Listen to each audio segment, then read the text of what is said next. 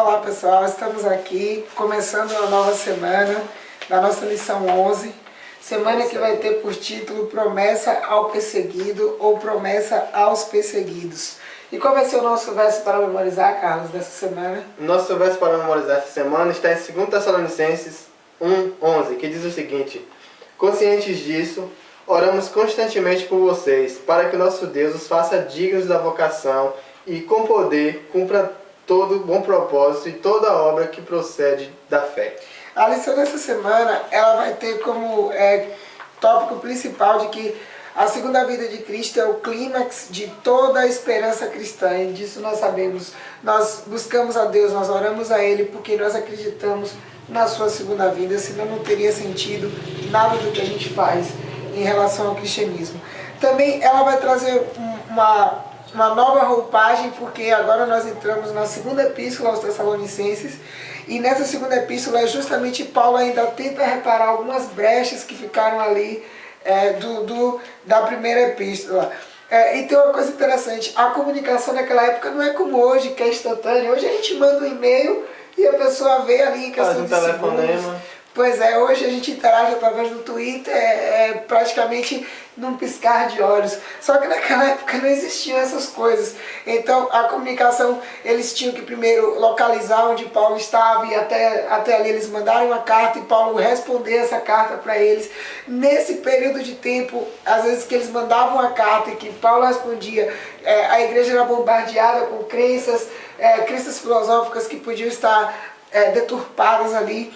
E quando a mensagem chegava é que eles tinham ali a repreensão de Paulo. Mas uma coisa muito interessante é que justamente nessa segunda epístola Paulo vem para consertar ainda algumas brechas que ficaram da primeira epístola e dizer para eles mais uma vez que a segunda vinda de Cristo é o ponto principal de tudo isso da gente, e vai ser espetacular encontrar com Jesus naquele dia. É isso aí. Nós sabemos que os cristãos daquela localidade, né, eles estavam sofrendo muito o medo pela perseguição da mensagem, né? O povo estava os perseguindo pela aceitação que eles tiveram em relação à mensagem.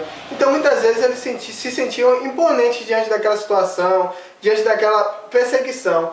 E Paulo fez o seguinte, ao escrever essa segunda carta, logo no início, os seus principais versos teve como objetivo atrair a atenção dessas pessoas, desses cristãos, para o seguinte, para dois pontos importantes: que essa perseguição não duraria para sempre, que eles estariam sendo perseguidos, mas isso um momento iria acabar. E o segundo ponto é que Deus, com seu olhar de misericórdia, Ele pararia com essa perseguição e daria, no caso, essas pessoas que estavam perseguindo, pagariam por essa perseguição, ou seja, estariam sofrendo suas penas por estar perseguindo seus filhos. Nós sabemos que Deus é um Deus tão amoroso, Ele não ia deixar alguém perseguir seus filhos e sair de forma impune, né? Nós sabemos que a perseguição que eles sofreram não é uma perseguição que ainda é semelhante à nossa, é diferente. Nós ainda não passamos pela mesma forma de perseguição que eles estão passando. Podemos um dia passar. Passemos pela forma igual, idêntica deles, né?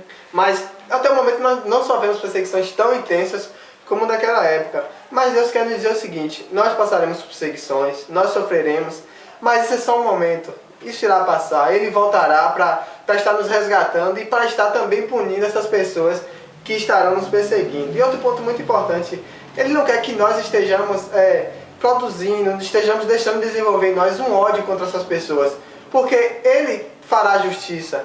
Nós devemos estar sofrendo as perseguições, buscando essa força nele, que um momento vai passar e no momento certo essas pessoas pagarão por suas injustiças. Né? Pois é, o texto de hoje, domingo 9 de setembro, é 2 Tessalonicenses 1 e 2, em que mais uma vez Paulo faz uma saudação ali aos Tessalonicenses com as palavras graça e paz.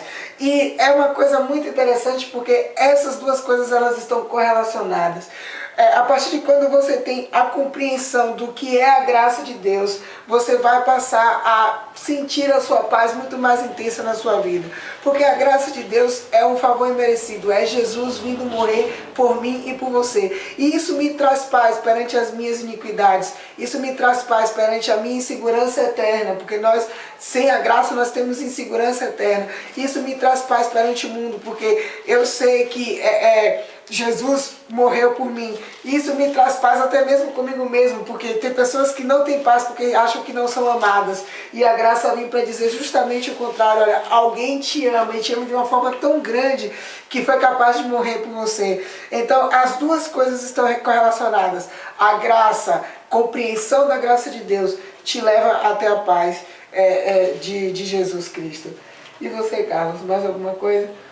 É isso aí, gente. Olha, mas então deixa eu só pegar aqui um outro fator. Tem um pouquinho de semelhança a primeira saudação de Paulo em 1 Tessalonicenses 1:1 com a saudação de 2 Tessalonicenses 1:2, que primeiro ele trata como Deus Pai, ali naquela saudação. E na segunda ele diz assim, Deus nosso Pai.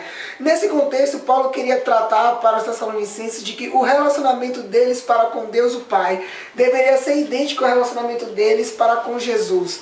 Hoje muitas pessoas, elas se sentem próximas de Deus, mas sentem medo, próximas de Jesus, mas sentem medo de Deus. Acham que Deus está ali apenas para julgar, está ali apenas para sentenciar. Mas olha o que está escrito em 1 João, no Evangelho de João, capítulo 1, versículo 18. Ninguém nunca viu Deus, somente o Filho único, que é Deus e está ao lado do Pai, foi quem nos mostrou quem é Deus.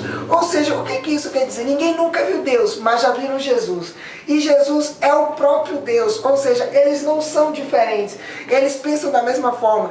Jesus não ama a humanidade mais do que Deus ama. Nem Deus ama a humanidade mais do que Jesus ama. O amor deles para conosco é igual, é da mesma forma. E acredite você, Jesus veio morrer por você, tudo bem. Mas se fosse Deus que precisasse vir morrer, ele viria também.